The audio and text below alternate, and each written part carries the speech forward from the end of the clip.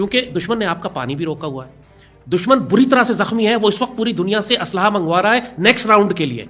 ظاہر ہے ہم بھی یہی کام کر رہے ہیں، ہم بھی چین سے اور ترکی سے اسلحہ منگوا رہے ہیں، ہمیں بھی اندازہ بہت اچھی طرح ہے. قوم کو نہ معلوم ہو لیکن پاکستان کے سپہ سالاروں کو اور ہماری فوج کو بہت اچھی طرح معلوم ہے کہ اگلا راؤنڈ بہت نزدیک ہے، اور جس قسم کی ڈپلائمنٹ دشمن اس وقت کر رہا ہے. تو یہ جو حملہ پاکستان پر ہمارے ابھی ہوا ہے، یہ پاکستانی قوم کو یہ بات معلوم نہیں ہے کہ براہ راست اس میں اسرائیل اور بھارت دونوں مل کر ہمارے خلاف حملہ آور تھے. جتنے ڈرون پاکستان پر فائر کیے گئے ہیں، 700 کے قریب ڈرون ہم نے مار کر گرائے ہیں، یہ سب اسرائیلی پائلٹ اڑا رہے تھے. انہیں کنٹرول روم سے بیٹھ کے جو ڈرون کا ظاہر ہے پائلٹ ڈرون کے اوپر کوئی آدمی تو نہیں بیٹھا ہوتا، کنٹرول روم سے ہی ڈرون اڑائے جاتے ہیں. سو جو ڈرون کنٹرول روم تھا یہ ٹوٹلی اسرائیل کے پاس تھا، اسرائیلی فوج تھی، اور یہ سارے ڈرون اسرائیلی تھے. اور اب چونکہ ہم نے 600-700 ڈرون ان کے مار گرائے ہیں، لہٰذا مزید ہزاروں کی تعداد میں ڈرون اسرائیل سے پچھلے چند دنوں میں دوبارہ لا کر دیے گئے، نئے کنٹرول روم بنائے جا رہے ہیں، نئی اسرائیلی فوج آئی ہے. اب وہ زیادہ بڑے پیمانے پر پاکستان کے خلاف ہی ڈرون وارفیئر کریں گے. وہی ہم نے کہا نا کہ اسرائیلیوں کو بہت اچھی طرح معلوم ہے کہ پوری مسلم دنیا میں اگر کوئی ملک ان کو تباہ کر سکتا ہے تو وہ پاکستان ہے.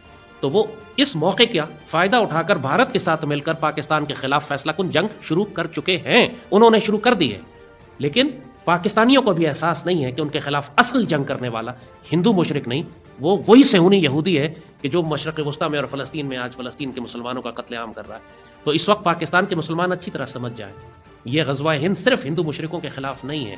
بے شک ہم انشاءاللہ ان کے حکمرانوں کو زنجیروں میں لپیٹ کر لائیں گے، لیکن فلسطین کی مدد کرنے اور فلسطین کو مسجد اقصیٰ کو آزاد کرانے کی پہلی جنگ بھی یہی غزوہ ہند ہے. یہ طویل چلے گی، جلد بازی نہ کریں، شور نہ مچائیں. جتنا وقت اللہ دیتا ہے اس کو تربیت کے لیے استعمال کریں. پاکستانی قوم بہت جلد باز ہے، کیوں نہیں ہو رہا، جلدی کیوں نہیں کر رہے.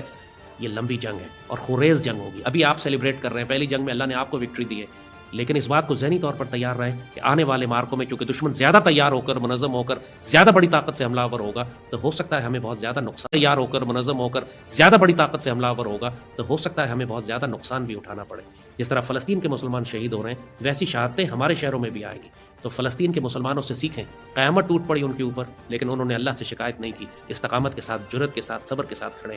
تو آپ نے بھی اسی طرح کھڑے ہونا ہے. اہل فلسطین سے سیکھیں، اس معاملے میں وہ ہمارے استاد ہیں. انہوں نے دکھایا کہ قربانی کیسے دی جاتی ہے، صبر کیسے کیا جاتا ہے، مزاحمت کیسے کی جاتی ہے. اللہ پہ بھروسہ رکھیں، یہ جنگ ابھی لمبی چلے گی، آغاز ہو گیا ہے.